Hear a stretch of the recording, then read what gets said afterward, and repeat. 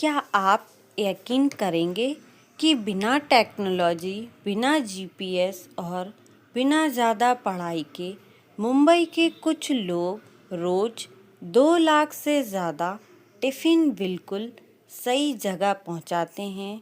हाँ दोस्तों, वो भी लगभग बिना गलती के। आखिर क्या है इनका राज? आज हम जानेंगे मुंबई के डब्बा वालों की हैरान कर देने वाली सच्ची कहानी। दोस्तों, मुंबई की भागदौड़ भरी जिंदगी में अगर कोई व्यवस्था बरसों से बिना रुके, बिना गड़बड़ी के चल रही है तो वह है मुंबई के डब्बा वाले। इन्हें दुनिया की सबसे सटीक और अनुशासित डिलीवरी सेवा माना जाता है। इसकी शुरुआत सन 1890 के आसपास महादेव हवाजी बच्चे ने की थी। उस समय मुंबई, तब बॉम्बे में काम करने वाले लोग घर से दूर दफ्तरों में काम करते थे और उन्हें घर का ताज़ा खाना नहीं मिल पाता था। यहीं से शुरू हुई एक ऐसी सेवा जो आज भी लाखों लोगों के तक घर का खाना पहुंचा रही है। यह लोग सुबह सुबह डब्बा वाले घर घर से टिफ़िन इकट्ठा करते हैं। हर डब्बे पर एक खास कोडिक सिस्टम लिखा होता है। लोकल ट्रेन, साइकिल और हाथ गाड़ी की मदद से डब्बे सही ऑफिस तक पहुंचाए जाते हैं। दोपहर में वही डिब्बे वापस घर भी पहुंचा दिए जाते हैं। हैरानी की बात तो यह है कि रोज लगभग 2 लाख से ज़्यादा टिफ़िन पहुंचाए जाते हैं और गलती की संभावना लगभग शून्य होती है। दोस्तों, मुंबई डब्बे वालों की सटीकता इतनी शानदार है कि उन्हें 6 सिग्मा गुणवत्ता स्तर के करीब माना जाता है। मतलब लाखों डिलीवरी में 1-2 ही गलती होती है। उनकी यह सफलता दुनिया भर में पढ़ाई जाती है। कई विदेशी विश्वविद्यालयों ने इस मॉडल पर रिसर्च भी किया है। कहा जाता है कि प्रिंस चार्ल्स ने भारत यात्रा के दौरान डब्बे वालों से मुलाकात की थी। कई अंतर्राष्ट्रीय मीडिया संस्थानों ने इन्हें मैनेजमेंट गुरु भी कहा है। उनकी ताकत, अनुशासन, समय की पाबंदी, टीम वर्क, ईमानदारी, सरल लेकिन प्रभावी सिस्टम। इनमें से अधिकांश डब्बे वाले ज़्यादा पढ़े लिखे नहीं हैं, फिर भी उनका सिस्टम बड़े बड़े MBA पास लोगों को प्रेरित करता है। क्योंकि मुंबई में भारी बारिश हो, ट्रेन लेट हो जाए या कोई बड़ी समस्या, लेकिन डब्बे वाले शायद ही कभी अपना काम रोकते होंगे। उनकी यह लगन हमें सिखाती है कि सफलता के लिए बड़ी डिग्री नहीं, बल्कि मेहनत और समर्पण चाहिए। दोस्तों, मुंबई के डब्बे वालों की ईमानदारी और अनुशासन को समझाने के लिए हमने आपको कुछ मुख्य बिंदुओं के अनुसार समझाने की कोशिश की है। अचूक प्रबंध, मतलब 5,000 से अधिक डब्बे वाले रोजाना लगभग 2 लाख टिफ़िन पहुंचाते हैं, वह भी बिना किसी आधुनिक तकनीक या मोबाइल ऐप के बिना। फिर 6 सिग्मा सटीकता, इसकी कार्यप्रणाली को 6 सिग्मा सेटिंग प्राप्त है, जिसका अर्थ है कि लाखों डिलीवरीज में शायद ही कोई एक गलती होती हो।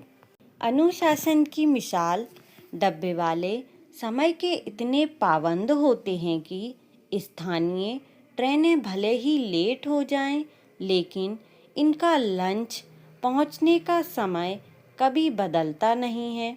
सादगी और पहचान, यह अपनी पारंपरिक सफ़ेद टोपी और कुर्ता पजामे में पहचाने जाते हैं और साइकिल या लोकल ट्रेन का उपयोग करते हैं। यह सफ़र लगभग 130 साल पुराना है।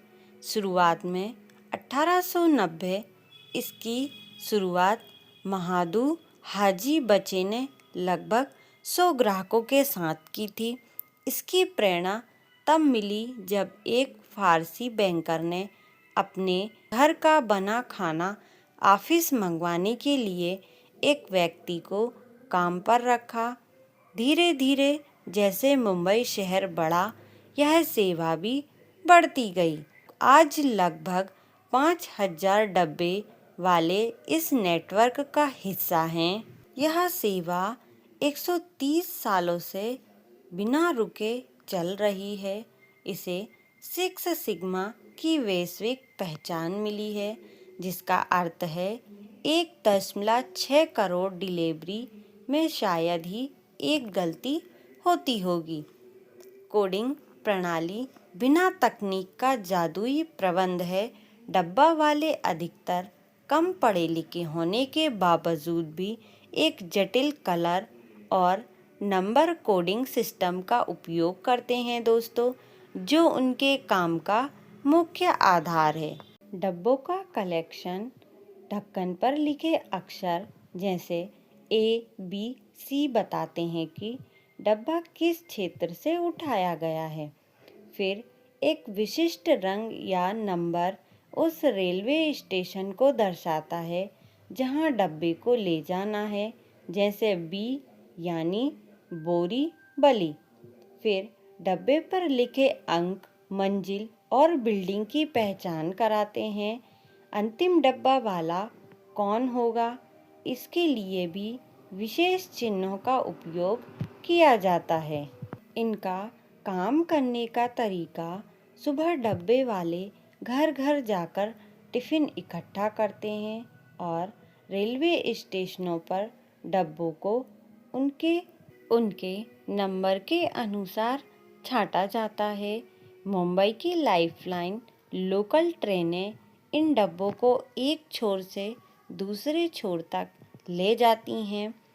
गंतव्य स्टेशन पर दूसरे डब्बे वाले उन्हें लेते हैं और साइकिल या पैदल ऑफिस तक पहुंचते हैं। वापसी कैसे होती है?